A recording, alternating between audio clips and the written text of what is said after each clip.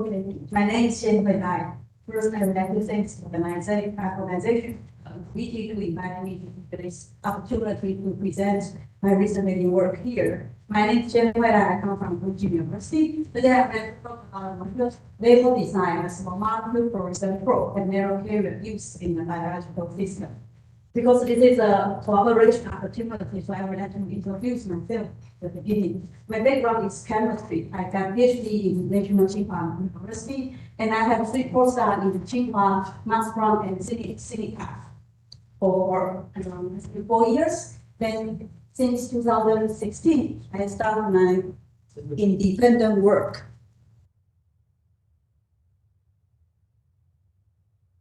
怎么办呢？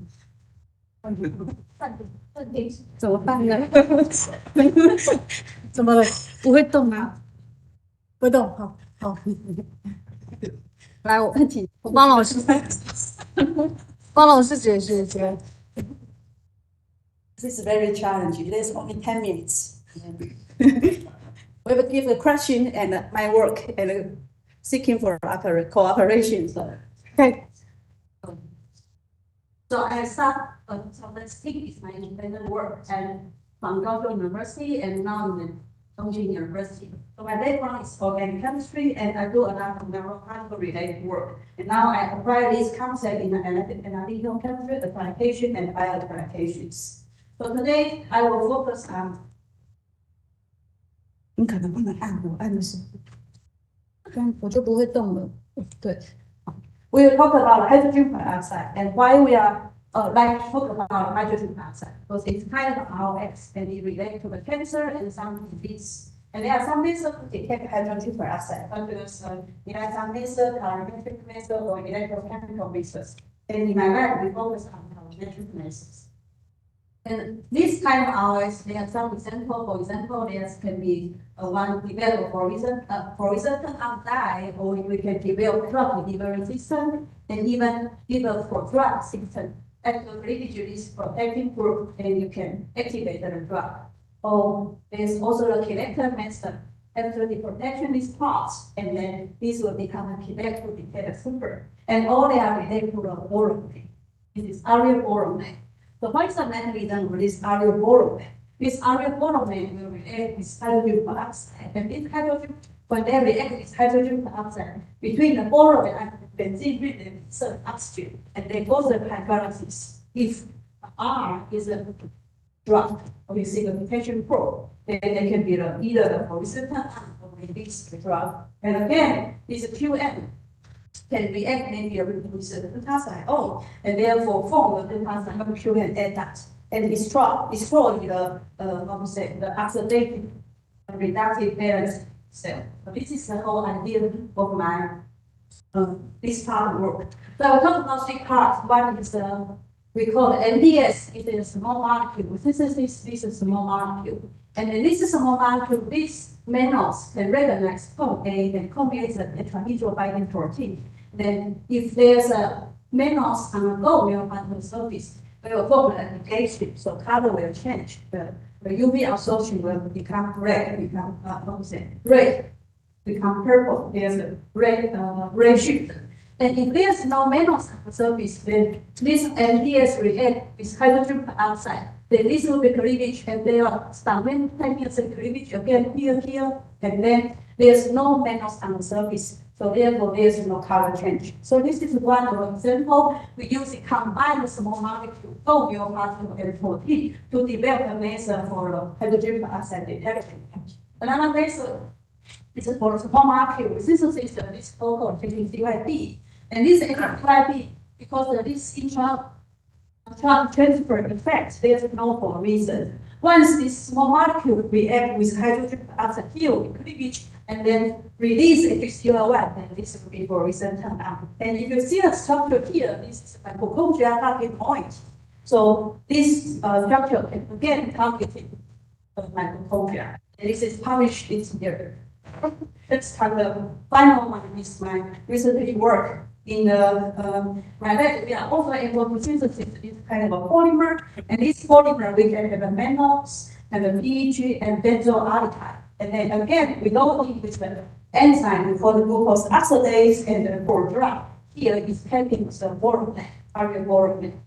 So ideas like this, these methods is for targeting, PG is for biocompatibility enhancement, and benzo aldehyde is in order to stop the immune balance, the glucose oxidase. Then this glucose oxidase will be mobilized inside the nanoparticle, and in the same time, this drug will also load it in the particle.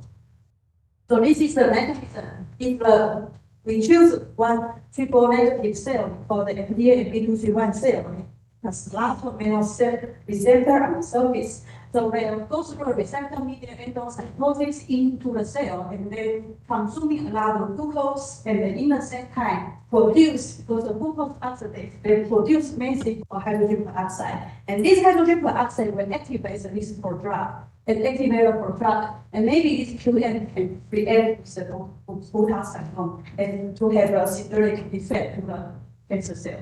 So this is a synthesis to the polymer and blood development in protection and to the clinical chemistry. And then this is a particle formulation. We are able to load for drug enzyme together, and this is enzyme only. And you can see you can detect the loading rate, of course, and the enzyme and the protein. Enzyme in the drug. And using the HPLC, you see this really activates drug compounds. Because for DAS and DAS, they have the same UV absorption. So we need to use an HPLC to detect the releasing rate. And then because the time limits go fast, so here we can show that after protection by the polymer, the enzyme can be more stable than the original one. And this is the cell data that this particle can really into the cell. And this is showing that can produce ours by addition HDA daily. And here is the result. This is our nanoparticle compared to this without whole population. This is really serious and very big effect during this dosage. And we also do the 3D sphere model, and you can see the FITC label glucose oxidase, and this is drug. You can see that's really penetrate inside the solid, kind of solid tumor.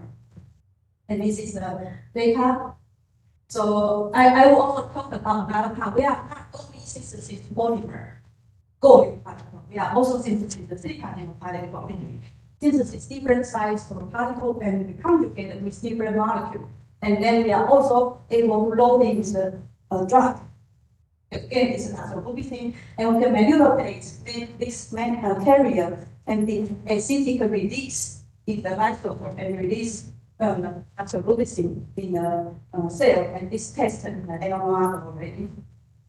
And we also have some other techniques in my lab. Recently, we are also working on the electrochemistry. This is collaborated with Kaohsiung Medical University, Professor Chen, and afterwards, in my lab, we also developed solid phase synthesis of cyclopentane on the surface. And this cyclopentane can be reused for many times, at least 70 times in my lab. And this is a PFP7, we're using the gas thermometry, this benzoaldehyde. Benzoimidazole and benzoimidazole. This is a pH, when we protonate, they will be released from the cyclopentane, and we can detect this is a exercise. And we also do other work about the nanoparticle. And this is one example of my cooperation with Jiayi Changden Science and Technology University. We synthesize one for work. And in my cooperation lab, he is interested in PM 2.5 use information. So we treat the cell before treat PM 2.5, we treat cell with fluorine, and we see that this kind of fluorine, one sort of fluorine can induce inhibitor information. And then this is another cooperative work. This is my office in 6th floor, and this is one of my friends. She's in 8th floor. Sometimes we eat together, and then she's working on the optical electronic energy. Anyway, she's using the laser and to see the morphology.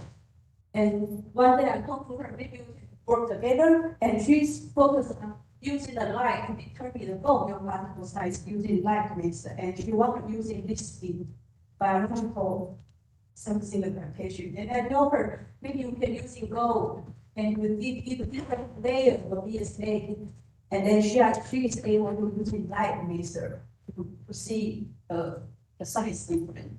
Okay, so this is one of the moderate work. So my personal research is chemistry and biology.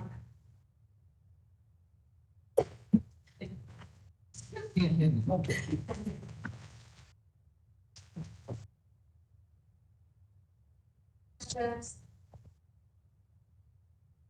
Let's start.